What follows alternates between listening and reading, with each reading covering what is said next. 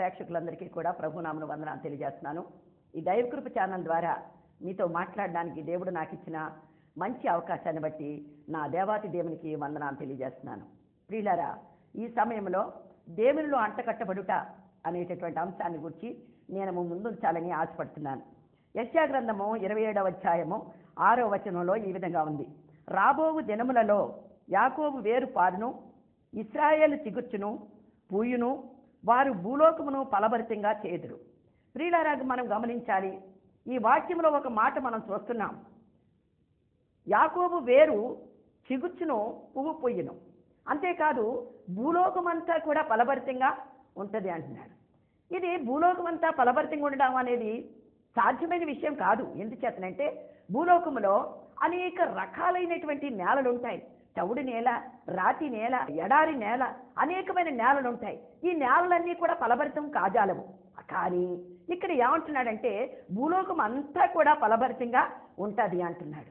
భూలోకం అంతా ఫలభరితంగా ఉండాలి అంటే ఈ చెట్టు ఎక్కడుండాలి అన్న విషయాన్ని కనుక మనం పరిశీలన చేసినట్లయితే రోమాపత్రిక 11వ అధ్యాయము 17వ వచనంలో ఒక మాట మనం చూస్తున్నాం. అడవి ఒలీవ కొమ్మవైన నీవు వాటి మధ్యన అంటగట్టబడి ఒలీవ చెట్టు యొక్క సారవంతమైన వేరులో అంటగట్టబడిన ఎడల, సారవంతమైనటువంటి చెట్టుగా ఉండాలంటే, ఫలభరితమైనటువంటి లోకంగా ఉండాలంటే ఇక్కడ ఏమంటున్నాడో తెలుసా? అడవిలోను ఉన్నటువంటి ఒక ఒలీవ చెట్టు సారవంతమైన ఒలీవ చెట్టుకి అంటగట్టబడాలంటాడు. అందుకని అదే అధ్యాయంలో 24వ వచనం చూసినట్లయితే ఎట్లనగా స్వాభావికమైన అడవి ఒలీవ చెట్టు నుండి కోయబడి మంచి ఒలీవ చెట్టులో అంటు కట్టబడిన ఎడల. గమనించాలి, స్వాభావికమైనటువంటి ఒక ఒలీవ చెట్టు ఉంది. ఈ ఒలీవ చెట్టు అడవిలో ఉంది. కానీ అడవిలో ఉన్నటువంటి ఈ ఒలీవ చెట్టు కొమ్మను నరికి మంచి చెట్టులో కనుక దీన్ని అంటగట్టబడినట్లయితేనే ఇది ఫలభరితంగా ఉంటుంది. భూలోకమంతా ఫలభరితంగా ఉంటుందట. గమనించాలి, అడవిలో ఉన్న చెట్టు ఫలింపనేరదు. అడవిలో ఉన్న చెట్టు చాలా భయంకరంగా అది ఫలభరితంగా ఉంటుందని మనం చెప్పుకోవడానికి అసాధ్యం. కనుక అడవికి ఒక విషయం నేను మీకు చెప్పాలని ఆశపడుతున్నాను.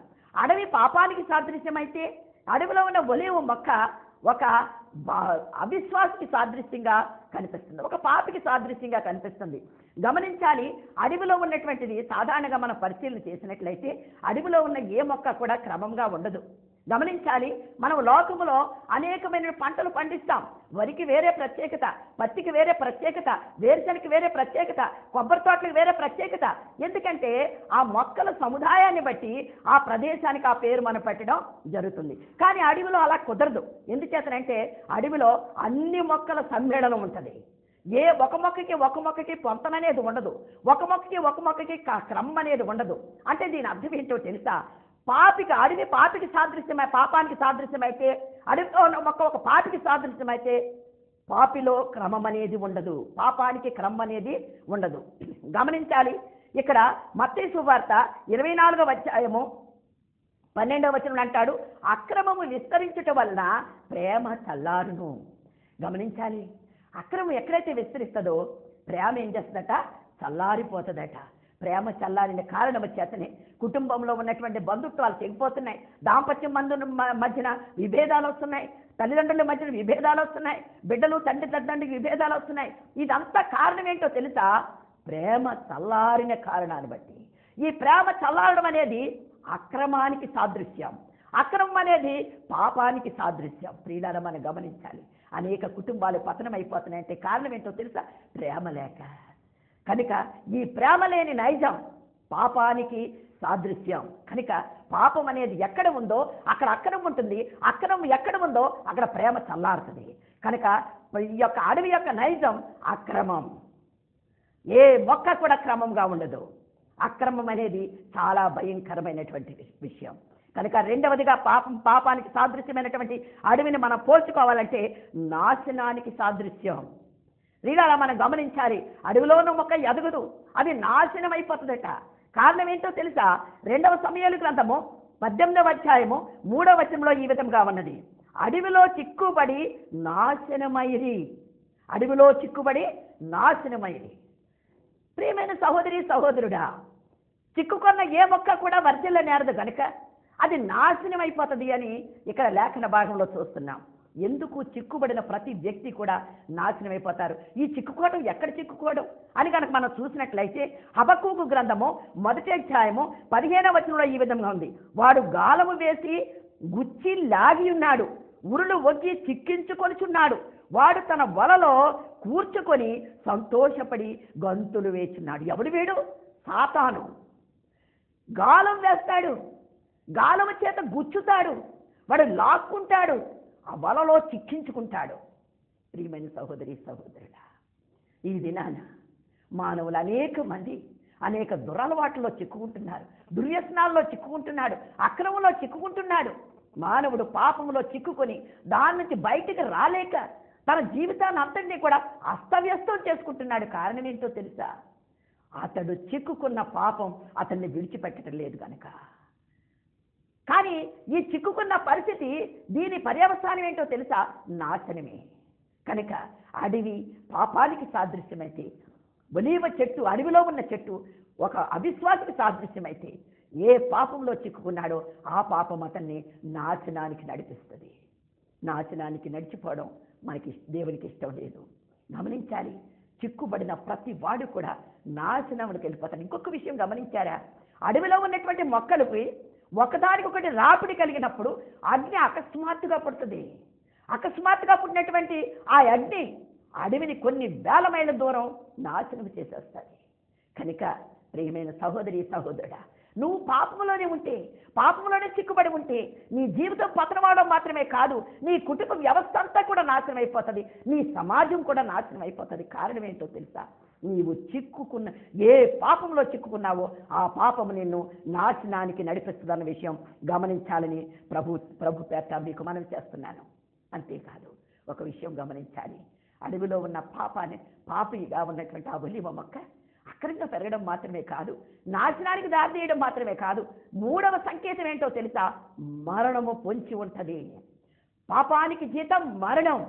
కనుక ఇక్కడ అంటున్నాడు, యెహెజ్కేలు గ్రంథము 34వ అధ్యాయము 5వ వచనంలో అంటాడు, కాపరి లేక అవి చెదిరిపోయిన సకలము కూడా అడవి మృగములకు ఆహారమాయెను. గమనించాలి, అడవిలో ఏ ఆపత్కరమైనటువంటి పులులు ఉంటాయో, సింహాలు ఉంటాయో, పాములు ఉంటాయో, తేళ్లు ఉంటాయో తెలియదు. కానీ అవి మనకి తెలియకుండానే అకస్మాత్తుగా అడవిలో చిక్కుకున్న వాడిని ఆహారంగా భుజిస్తాయట. ప్రియమైన సహోదరి సహోదరుడా, నీ పాపము నిన్ను భుజించక ముందే, నీ పాపము నిన్ను మరణానికి అప్పగించక ముందే దేవుని తెలుసుకోవడం మంచిదన్నదే దేవుని సంకల్పం. గమనించాలి. కనుక అడవిలో ఉన్న నీవు అడవిలో మిగిలిపోకూడదన్నదే దేవుని సంకల్పం. అడవిలో ఉన్నవాడు అక్రమంగా జీవిస్తాడు, ప్రేమ చల్లారిపోయి కుటుంబాన్ని అతలాకుతలం చేస్తాడు. అడవిలో ఉన్నవాడు అతడి పాపములో చిక్కుకొని తన జీవితాన్ని నాశనానికి నడిపిస్తాడు, తన కుటుంబాన్ని నాశనానికి నడిపిస్తాడు. అడవిలో చిక్కుకున్నవాడు మరణం ఎప్పుడు వస్తుందో వాడికి తెలియదు. కనుక ఈ నాశనకరమైన పరిస్థితి నుండి తప్పించడమే దేవుని ఉద్దేశం. ఆఖరిగా ఒక మాట చూసినట్లయితే ఇక్కడ ఏమంటున్నాడో తెలుసా? లూకాసు వార్త 8వ అధ్యాయము 29వ వచనం, దయ్యము వారిని అడవిలోనికి తోడుకొని పోవును. ప్రియులారా, మనం గమనించాలి, అడవిలో ఎవరు నివాసం ఉంటారయ్య అంటే దయ్యములు పట్టిన వాళ్ళు నివాసం ఉంటారు. ఈ దయ్యం ఎక్కడ తీసుకుని వెళ్ళిపోద్దంటే అగమ్య గోచరమైనటువంటి అడవి అనే పాపములోనికి దీన్ని ఈడ్చుకుని పోతుందట. ఆ కారణాన్ని బట్టి దయ్యము పట్టిన వాడి జీవితం అస్తవ్యస్తంగా ఉంటుంది. వాడు ఏమి చేస్తాడో వాడికి తెలియదు, ఏం మాట్లాడతాడో వాడికి తెలియదు, ఏ విధంగా ఉంటాడో వాడికి తెలియదు, ఆహారం తినాలని వాడికి తెలియదు, నీళ్లు తాగాలని కూడా వాడికి తెలియదు. వాడి జీవితం చచ్చిపోతున్నా వాడికి అర్థం కాదు. అర్థము లేని జీవితమే పాపి జీవితం, అర్థము లేని జీవితమే అక్రమమైన జీవితం, అర్థము లేని జీవితమే నాశనకరమైనటువంటి జీవితం, అర్థము లేని జీవితమే దయ్యం పట్టినటువంటి జీవితం. కనుక అడవిలో ఉన్నటువంటి మొక్క తప్పక వేరు చేయబడి దేవునిలోనికి రావాలన్నది దేవుని ఉద్దేశ్యం. కనుక అడవి ఒలీవ చెట్టు నుండి, దాని వేరు నుండి నరకబడాలి. అందుకని అంటాడు, ఇక్కడ ఏమంటున్నాడో తెలుసా? ఇందాక చదివిన భాగంలో రోమాపత్రిక 11:24 అంటాడు, ఎట్లనగా స్వాభావికమైనటువంటి అడవి ఒలీవ చెట్టు నుండి కోయబడి మంచి ఒలీవ చెట్టునకు అంటగట్టబడాలి. ఆ చెట్టు నుండి కొమ్మ ఏం చేయాలో తెలుసా? కోయబడాలి. ఆ చెట్టు నుండి, చెట్టు సారము నుండి అది కోయబడాలి. కోయబడటం అంటే అర్థం ఏంటి? పాపిగా మిగిలిపోకూడదు. కానీ పాపము నుంచి విడుదల పొందాలంటే ఆ పాపికి ఒక పశ్చాత్తాప హృదయం మనసులో ఉండాలి. పశ్చాత్తాపం ఎక్కడైతే ఉంటుందో అక్కడ పాపానికి విడుదల ఉంటుంది. గమనించాలి. కీర్తనల గ్రంథము 51వ అధ్యాయము 5వ వచనం అంటాడు, నేను పాపములో పుట్టాను, పాపములోనే నా తల్లి గర్భము ధరించింది అంటాడు. నువ్వు పాపివి కాదు అనుకోకు. నేనేం చేశాను, నేనెంతో చక్కగా ఉన్నానే అని అనుకుంటున్నావేమో. పాపములోనే నేను తల్లి గర్భములో ఉన్నానని దావీదు చెప్తున్నాడు. నిజమే. ఎందుకో తెలుసా? ఆదామవ్వల్ని తప్పించినప్పుడు దేవుడు అన్నాడు, మీరు భూలోకానికి వెళ్ళండి, అక్కడ పిల్లల్ని కానండి, విస్తరించండి అన్నాడు. కారణం ఏంటో తెలుసా? అంతవరకు కూడా ఏదైనా మనలో వాళ్ళు సంతోషంగా ఉన్నారు. కానీ ఎప్పుడైతే ఆజ్ఞ అతిక్రమం అనే పాపం వారి హృదయాలను చోటు చేసుకుందో శాపానికి గురైపోయారు. అందుచేతనే ఈ శరీరేచ్ఛలు అనేవి వచ్చేసినాయి. శరీరేచ్ఛలు వచ్చిన కారణం చేతనే దేవుడు అన్నాడు, మీరు వెళ్ళిపోయి పిల్లల్ని కనండి, విస్తరించండి అన్నాడు. ఆజ్ఞాతిక్రమం ఉన్న కనుక ఆ యొక్క వంశ పారంపర్యంగా వచ్చినటువంటి పాపములోనే నేను నా తల్లి నన్ను గర్భము ధరించిందని దావీదు చెప్తున్నాడు. మరి అదే మనకి జన్మ పాపం. కనుక ఈ జన్మ పాపం నుంచి మనం వేరు చేయబడాలి. ఇంకొక మాట అంటాడు, ఎఫెసీ పత్రిక 4వ అధ్యాయము 18వ వచనం అంటాడు, వారైతే అంధకారమైన మనసు గలవారై తమ హృదయ కాఠిన్యమును తమలో ఉన్న అజ్ఞానము చేత దేవుని వల్ల కలుగు జీవములో నుండి వేరుపరచబడిన వారై తమ మనసుకు కలిగిన వ్యర్థతను అనుసరించి నడుచుకుంటున్నారు. గమనించాలి. అంధకారం, హృదయ కాఠిన్యం, అజ్ఞానం జీవంలో నుంచి వేరు చేస్తుంది. మనకి తెలియదు. అంధకారం, హృదయ కాఠిన్యం, అజ్ఞానం ఎవరి హృదయంలో అయితే పాపం నివాసం ఉంటుందో, పాపము ఉన్న చోట అంధకారం ఉంటుంది, హృదయ కాఠిన్యం ఉంటుంది. అంతేకాదు అజ్ఞానం అనేది కూడా ఉంటుంది. కనుక ఈ యొక్క పాప సంకేతం కలిగినటువంటి చెట్టుగా నువ్వు మిగిలిపోకూడదండి ఆ దేవుని ఉద్దేశం. కనుక మనకు కావాల్సింది ఏంటో తెలుసా? ఆ చెట్టు నుండి మనం వేరు చేయబడాలి. పాపం నుంచి మనం వేరు చేయబడాలంటే మనకు ఒక పశ్చాత్తాపం అనేది కావాలి. అందుకని అంటాడు 2వ కొరింథీ పత్రిక 7వ అధ్యాయము 10వ వచనంలో అంటాడు, దైవ చిత్తానుసారమైన దుఃఖము రక్షణార్థమైన మారు మనసు కలుగ చేయును. నీకు నిజంగా దేవునిలోకి రావాలని కోరిక నీకుంటే నీ హృదయంలో ఉండవలసింది ఏంటో తెలుసా? దైవ చిత్తానుసారమైన దుఃఖము. నీ శరీరాన్ని అనుసరించే దుఃఖము కాదు. నీకు ఈ దుఃఖము దేన్ని అనుసరించి ఉండాలో తెలుసా? ప్రభువా, నేను పాపినయ్యా, నా పాపము వల్ల నేను నాయన ఈ విధంగా అజ్ఞానిగా మిగిలిపోతున్నాను ప్రభువా అని దైవ చిత్తానుసారమైన పాపిగా నేను ఉండకూడదనేటటువంటి తపన, వేదన నీకు ఉండాలి. అందుకని అంటాడు, విరిగి నలిగిన హృదయమే దేవునికి ఇష్టమైన బలి. పాపం నుంచి నువ్వు ప్రత్యేకించబడాలంటే నీకు విరిగి నలిగిన హృదయం కావాలి, పశ్చాత్తాప హృదయం కావాలి. ఇంకొక విషయం కూడా మనం చూసినట్లయితే యోబు గ్రంథము 42వ అధ్యాయము 6వ వచనంలో అంటాడు, కావున నన్ను నేను అసహించుకొని ధూళిలోను బూడిదలోను పశ్చాత్తాపడుచున్నాను. యోబు అంటున్నాడు ఒక మాట. ఏమంటున్నాడో తెలుసా? నేను పశ్చాత్తాపడుతున్నాను, అంతేకాదు నేను ఎలాగున్నానో తెలుసా? ధూళిలోను బూడిదలోను నేను ఉండి పశ్చాత్తాపడుతున్నాను. ఒకటంటున్నాడు, నన్ను నేను అసహించుకుంటున్నాను. యోబు ఎందుకు చెప్తున్నాడు ఈ మాట? నన్ను నేను అసహించుకుంటున్నాను ఎందుకు చెప్తున్నాడు? అయ్యా, నాకింత అద్భుతం వచ్చిందంటే, ఇంత పరిస్థితులు నాకు వచ్చినాయంటే నాయన, ఏదైనా ఒకవేళ నాకు తెలియంది ఏదైనా, నేను గ్రహించలేనిది ఏదైనా ఉందా, అది నేను అసహించుకుంటున్నాను నాయన అని అతను సాక్ష్యం ఇస్తున్నాడు. నీ పాపం గురించి నువ్వు అసహించుకోగలుగుతున్నావా? నీ అజ్ఞానం గురించి నువ్వు అసహించుకోగలుగుతున్నావా? నీ హృదయ కాఠిన్యత నువ్వు అసహించుకోగలుగుతున్నావా? నీ పాప జీవితాన్ని నువ్వు అసహించుకున్న నాడు అతను అంటున్నాడు, ధూళిలోను బూడిదలోను ఉండి నేను పశ్చాత్తాపడు. ధూళి బూడిది మన శరీరం మీద కనుకుంటే మనకు మనసు నెమ్మది ఉండదు. కనుక పాపము నీ హృదయంలో నివాసంత కాలము నీకు మనసు నెమ్మది ఉండకూడదు. ప్రభువా, నా పాపం నుంచి నేను వేరు చేయబడాలి నాయన, నా పాపం బయటకు వచ్చేయాలి నాయన అనేటటువంటి పరిస్థితి నీకు ఉండాలి. కనుక ఒక మాట చూడండి, యోహాను సువార్త 5వ అధ్యాయము 24వ వచనంలో అంటాడు, నా మాట విని నన్ను పంపిన వాని యందు విశ్వాసముంచువాడు నిత్య జీవము గలవాడు, వాడు తీర్పులోనికి రాక మరణములో నుండి జీవములోనికి దాటి ఉన్నాడు. గమనించాలి, ఎంత చక్కటి మాట. నా మాట విని, నా ప్రియమైన సహోదరి సహోదరుడా, ఈ వాక్యం వింటున్నటువంటి నీవు ఈ మాట నీ హృదయంలోనికి వచ్చినట్లయితే, దీన్ని గనక నీవు విశ్వసించినట్లయితే, ఈరోజే ఇప్పుడే నీ పాపం నుంచి నువ్వు వేరు చేయబడతావు. పాపం వల్ల వచ్చే మరణము నుంచి నువ్వు వేరు చేయబడతావు. పాపము నుంచి వేరు చేయబడతావు. అంతేకాదు, నువ్వు జీవములోనికి దాటి ఉన్నావని లేఖన భాగం చెప్తుంది. నా ప్రియమైన సహోదరి సహోదరుడా, నువ్వు జీవములోనికి దాటాలంటే, నీ పాపానికి పరిష్కారం కావాలంటే, నీవు చేసే పుణ్యకార్యాలు కాదు, నువ్వు చేసేటటువంటి అన్నసంతర్పణలు కాదు, నువ్వు చేసే నీతి కార్యాలు కాదు, నీ హృదయంలోని ఆ పాపానికి ఒక అంకురార్పణ, పశ్చాత్తాపం అనే అంకురార్పణ రావాలి. అందుకని అతను అంటున్నాడు, ఏమంటున్నాడో తెలుసా? తీర్పులోనికి రాక జీవంలోనికి దాటి ఉన్నాడు. మొదటి యోహాను పత్రిక 3వ అధ్యాయము 14వ వచనం అంటాడు, మనము సహోదరులను ప్రేమించుచున్నాము గనుక మరణములో నుండి జీవములోనికి దాటి ఉన్నాము. మనం పక్క వారిని ప్రేమిస్తున్నాం కనుక, మన సహోదరుల్ని ప్రేమిస్తున్నాం కనుక, ఎవరిని ప్రేమించాలండి? దీనులను, దరిద్రులను, అన్నం లేని వారిని, ఆకలితో చచ్చిపోతున్న వారిని మనం ప్రేమించాలి. మనకంటే తక్కువ వారిని మనం ప్రేమించాలి. కష్టంలో ఉన్నవారిని మనం ప్రేమించాలి. వారి కష్టాన్ని మన కష్టంగా ఎంచుకోవాలి. అప్పుడే మనము మరణము నుండి జీవంలోనికి దాటిన వారం అవుతాం. అలా దాటాలి అంటే మనం పశ్చాత్తాపము చేత మనం నరకబడాలి. మన హృదయంలో ఉన్న పాపానికి ఒక పరిష్కారం, ఒక ప్రక్షాళన జరగాలి. అందుకని దాన్ని తీసుకుని వచ్చి మనము సారవంతమైనటువంటి చెట్టులో మనం సారవంతమైన ఒలీవ చెట్టులో మనం నాటబడాలి. అందుకని అంటాడు, ఇందాక మనం చదివాం యెషయా గ్రంథంలో 27:6 అంటాడు, యాకోబు వేరు సారము గల చెట్టులో అంటగట్టబడాలట. యాకోబు యొక్క సారవంతమైన చెట్టు వేరులో మనం అంటగట్టబడాలి.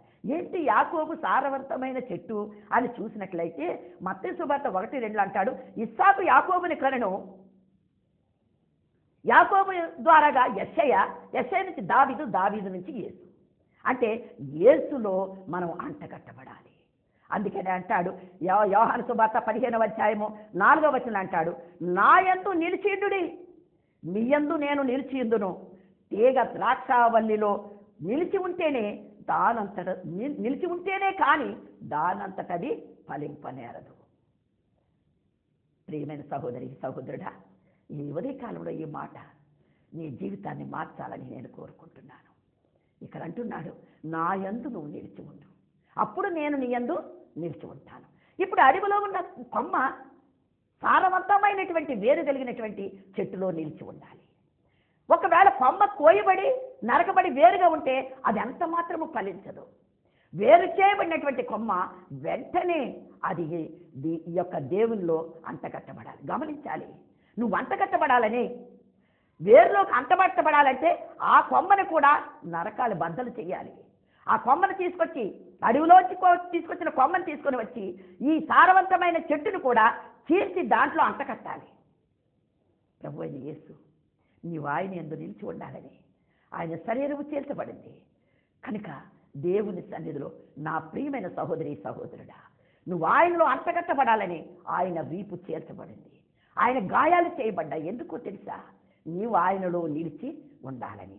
అందుకని అంటాడు, మొదటి యోహాను పత్రిక 2వ అధ్యాయం 5వ వచనం అంటాడు, వాని వాక్యము ఎవడు గైకొనినో వానిలో దేవుని ప్రేమ నిజముగా పరిపూర్ణమయ్యను. ఆయన యందు నిలిచి ఉన్నానని చెప్పుకునేవాడు ఆయన ఎలాగూ నడుచుకునేనో అలాగుననే తానును నడుచుకొన బద్ధుడై ఉన్నాడు.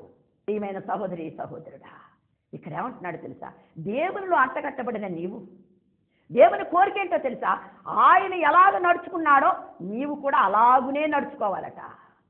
అంతేగాని నీవు దేవుని అంటగట్టబడిన తర్వాత దేవునిలోనే ఉండాలి, దేవుని పోలే నువ్వు నడుచుకోవాలన్నదే దేవుని ఉద్దేశం. ఇంకొక విషయం, మొదటి యోహాను పత్రిక 3వ అధ్యాయం 6వ వచనం అంటాడు, ఆయన యందు నిలిచి ఉండి వాడు ఎవ్వడును పాపము చేయడు.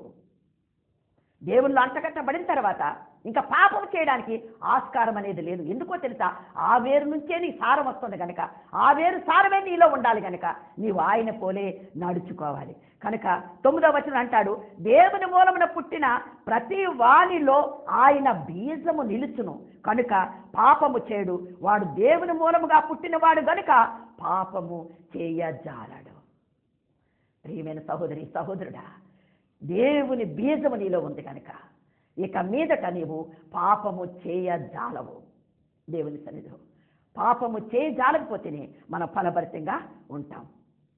అందుకని అంటాడు, మనము దేవునిలో అంటగట్టబడిన తర్వాత మన ప్రవర్తనకు కానీ, మన ఆలోచనకు కానీ, మన అజ్ఞానానికి కానీ చోటు అనేది ఉండకూడదు. దేవుని పరిశుద్ధతకే చోటు ఉండాలి. అందుకని అంటాడు, ఫలించాలి. మనం ఆయనలో ఉండి మనం ఫలించాలి. కీర్తనలో 92:13 అంటాడు, దేవుని మందిరములో నాటబడిన వారు మన దేవుని ఆవరణములో వర్ధిల్లుదురు. అంతేకాదు, ఒక మాట నేను చూపిస్తాను. యెహెజ్కేలు 47:12 అంటాడు, జాగ్రత్తగా వినండి. నదీ తీరమున ఇరుపక్కల ఆహారం ఇచ్చు సకల జాతి వృక్షములు పెరుగును, వాటి ఆకులు వాడిపోవు, వాటి కాయలు ఎప్పటికీ రాలవు. ఈ నది నీరు పరిశుద్ధ స్థలము నుండి పారుచున్నది గనుక ఆ చెట్టు నెల నెలకు కాయును, వాటి పండ్లు ఆహారమునకు, వాటి ఆకులు ఔషధమునకును వినియోగపడును. నా ప్రియమైన సహోదరి సహోదరుడా, ఇక్కడ ఏమంటున్నాడో తెలుసా? పరిశుద్ధ స్థలము నుంచి వచ్చే నీరుని ఈ చెట్టు పీల్చుకుంటుంది గనుక ఇక్కడ ఏమంటున్నాడో తెలుసా? ఆకు రాలదట, దాని కాయలు రాలవట. అంతేకాదు, నెల నెలకు కూడా అది ఫలభరితంగా ఉంటుంది. గమనించాలి, భూలోకంలో చెట్లు ఆయా కాల పరిమితుల్ని బట్టి ఫలిస్తాయి, కానీ ఈ చెట్టు ప్రతి నెల కూడా ఫలిస్తుంది. ప్రతి నెల ఫలించడం మాత్రమే కాదు, అది ఆహారమునకు సమృద్ధిగా ఉంటుంది. దాని ఆకులు ఔషధానికి ఉంటాయి. అంతరంగంలో నీకు ఆహార సమృద్ధి, ఆత్మీయ ఆహార సమృద్ధి ఉంటుంది. బహిరంగంగా నీకు ఏ కీడు జరగకుండా ఔషధంగా ఉపయోగపడే ఆకులు కూడా ఉంటాయి. గమనించాలి, లోకంలో ఫలాలు పండించే వాళ్ళు అనేక మంది ఉంటారు, కానీ అవి అన్ని కాలాల్లో ఫలించవు. కానీ దేవుడు చెప్తున్నాడు, అది భూలోకమంతా ఫలభరితంగా చేస్తుంటే అర్థం ఏంటో తెలుసా? ఈ చెట్టు భూలోకమంతా కూడా విస్తరిస్తుంది, భూలోకమంతా కూడా ఫలభరితంగా చేస్తుంది. భూలోక నివాసులందరికీ కూడా ఆహార యోగ్యంగా ఇది ఉంటుందని మనం నమ్మాలి. అందుకని మనం చెట్టులో నాటబడిన తర్వాత మనకి ఏ కొదువ కూడా ఉండదు. ఎందుచేత ఆ పరిశుద్ధ ఇరుప్రక్కల ఈ నది నీరు పరిశుద్ధ స్థలంలోంచి, ఎక్కడి నుంచి పరిశుద్ధ స్థలం? దేవుని మందిర గడప క్రింద నుంచి వచ్చే పరిశుద్ధ స్థలం. అదే నీరు, అదే జీవపు ఓట అయినటువంటి క్రీస్తు. ఆ క్రీస్తు వారిని మనం నాటబడినట్లయితే ప్రతి నెల కూడా కాపే, అంటే కొరత అనేది లేదు, ఆకలి అనేది లేదు, దప్పుక అనేది లేదు. మనం ఆహార సమృద్ధి కలిగి ఉంటాం. అందుకని మన జీవితంలో వేరు చేయబడాలి. మన పాపము నుంచి మనం నరకబడాలి, వేరు చేయబడాలి. దేవునిలో మనం అంటకట్టబడాలి. దేవుని బీజంగా మనం ఎదగాలి. దేవుని సారాన్ని మనం పీల్చుకోవాలి. అప్పుడే మనం నీతి ఫలాలు ఫలిస్తాం.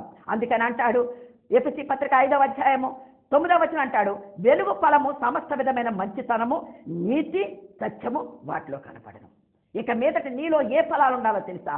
మంచితనము, నీతి, అంత మాత్రం కాదు, సత్యం అనేది మీలో ఉండాలి. ఇంకొక మాట అంటాడు యాకోబు పత్రిక 3:17 అంటాడు, అయితే పైనుండి వచ్చే జ్ఞానము మొట్టమొదట పవిత్రత, సమాధానము, మృదువైనది, లోబడినది, కనికరముతోనూ మంచి ఫలములతోనూ, పక్షపాతము లేనిది, వేషధారణ లేనిది, నీతి ఫలము సమాధానయుక్తమైనది. కనుక మనము ఈ ఫలాలు ఫలించాలని ఆయన కోరుకుంటున్నాడు. కనుక ఈ నీతి, ఈ సమాధానం, ఈ ఫలితం ఈ జీవితానికి ఉండాలన్నది ఆయన ఉద్దేశం. ఫలభరితంగా ఉండాలి. గమనించాలి, అడవిలో మిగిలిపోకూడదు. నువ్వు అడవి నుంచి వేరు చేయబడాలంటే పశ్చాత్తాప హృదయంతో ఆ కొమ్మ నరకబడాలి. నరకబడిన కొమ్మ సారవంతమైన వేరులో అది పెట్టబడాలి.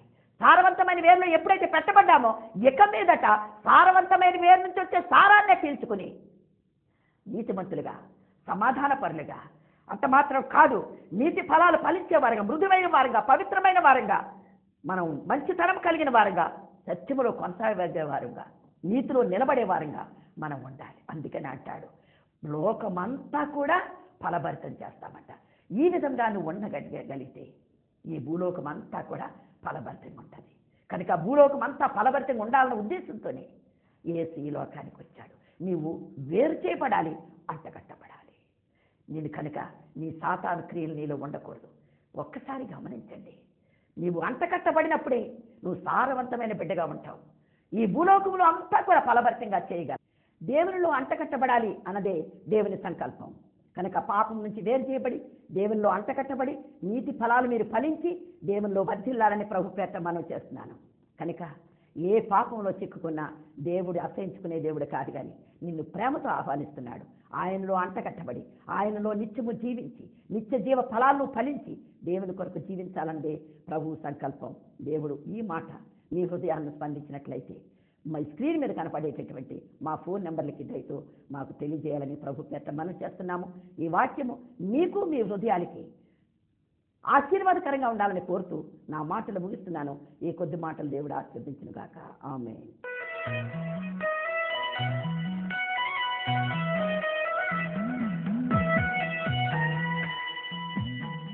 పరిశుద్ధుడు ఏంటండ్రి, ఘనమైన దేవా, నీకు వందనాలు, స్తోత్రాలు. ప్రభువా, మా ప్రియులు ఎంతవరకు నా ప్రభు నాయన చూసినటువంటి వాక్యాన్ని బట్టి వందనాలు చెల్లిస్తున్నాను నాయన. ఎవరైతే నా ప్రభు నాయన పాపంలో చిక్కుకుని ఉన్నారో, వారు నా ప్రభు నాయన భయంకరమైన పరిస్థితిలో ఉన్నారో వారందరినీ కూడా నీ సన్నిధిలో నా ప్రభు నాయన దయతో ప్రేమతో జ్ఞాపకం చేసుకుని ప్రభువా విడుదల చేయండి రాజా. నీకు వందనాలు, స్తోత్రాలు ప్రభువా. నీ కృపను బట్టి నా ప్రభు నాయన నీలో ఎదిగే బిడ్డలుగా నా ప్రభు నాయన, నీలో ఫలించే బిడ్డలుగా నా ప్రభు నాయన, నీలో అంటగట్టబడే బిడ్డలుగా ఉంచండి నాయన. నీకు వందనాలు, స్తోత్రాలు. వారికి ఉన్నటువంటి నా ప్రభు నాయన అనారోగ్యవంతులు ఉంటే ముట్టి స్వస్థపరచండి రాజా. ఇప్పుడే నీ బలమైనటువంటి శక్తిని పంపించి నా ప్రభు దేవా వారికి ఉన్న ప్రతి అనారోగ్యాన్ని విడుదల దయచేయమని అడుగుతున్నాను రాజా. నీకు వందనాలు దేవా, నీకు వందనాలు, స్తోత్రాలు. ఆర్థిక ఇబ్బందులు ఉంటే తొలగించండి రాజా. నాయనా తండ్రి ఆత్మకు రక్షణ దయచేయండి ప్రభు. నీకు వందనాలు. ప్రతి వారిని కూడా రక్షించుకోండి నీ నామం పేరుట నా ప్రభు నాయన. నీ బిడ్డలుగా నీ సొత్తుగా చేయబడ్డాన్ని కార్యం చేయమని అడుగుతున్నాను నాయనా తండ్రి దేవా. నీకు వందనాలు, స్తోత్రాలు ప్రభు. మరి ముఖ్యంగా నా ప్రభు నాయన నీ బిడ్డలు రక్షించుకొని నా ప్రభు నాయన నీ బిడ్డలుగా నీ సొత్తుగా చేసుకుని ప్రభు మరణంలోనికి జీవంలోనికి నడిపించి నా ప్రభు నాయన ఆత్మీయ ఫలాలు ఫలించి నా ప్రభు నాయన రానున్న దినాల్లో గొప్ప ఆశీర్వాదకరమైన బిడ్డలుగా మీరు ఉండడానికి నీ కార్యం చేయండి. వారి గృహంలో ఉన్న ప్రతి సమస్య నా ప్రభు విడుదల దయచేయండి. విశ్వాసంతో నా ప్రభు నీ పాదం దగ్గర కూర్చోవడానికి నీ కార్యము చేసి నడిపించమని, వారి విశ్వాసం నా ప్రభువాన్ని స్వస్థపరచబడడానికి నీ కార్యము చేయమని ఆశీర్వదించి దీవించమని, ఈ ఎపిసోడ్ ద్వారా అనేక మందితో మీరు మాట్లాడి నీ ఆశీర్వాదం దయచేయమని యేసు నామమున అడుగుచున్నాను తండ్రి. ఆమేన్.